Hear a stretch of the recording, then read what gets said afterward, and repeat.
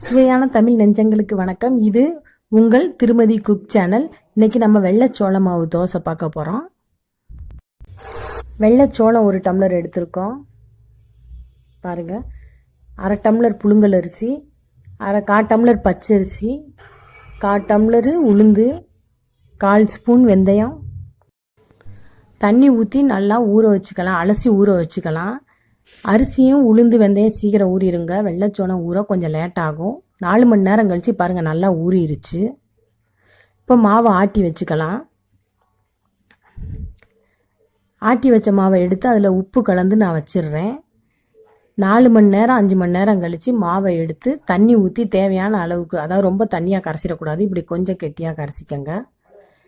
இப்போ தோசை சுட ரெடி பண்ணிட்டேன். 1 ஸ்பூன் மிளகுத்தூள் போடுறேன், கொஞ்சம் பெருங்காய பொடி போடுறேன், பொடிசா நறுக்கி வச்ச வெங்காயம், கருவேப்பிலை, கொத்தமல்லி போடுறேன். எல்லாத்தையும் நல்லா மிக்ஸ் பண்ணி கலக்கி தோசை சுட போகிறோம்.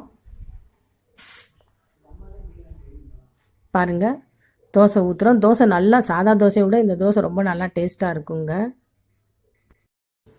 வெள்ளைச்சோளத்தில் இரும்பு சத்து, நார் சத்து இருக்குது, இதில் கால்சியம் இருக்குது. இது ரொம்ப எலும்புக்கு நல்லது.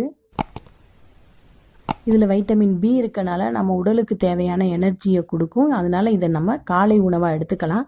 படிக்கிற குழந்தைய, வளர்கிற குழந்தைய இந்த வெள்ளைச்சோளத்தை கண்டிப்பாக சேர்த்துக்கிறது ரொம்ப நல்லது. கூழ், களி இந்த மாதிரி செஞ்சு கொடுத்தா அவங்க சாப்பிட யோசிப்பாங்க. இப்படி தோசையாக சுட்டு கொடுத்தா நல்லா சாப்பிடுவாங்க. ஒரே மாதிரி தோசை சாப்பிட்றத விட இந்த மாதிரி தானிய வகைகள் தோசைகளையும் எடுத்துக்கோங்க.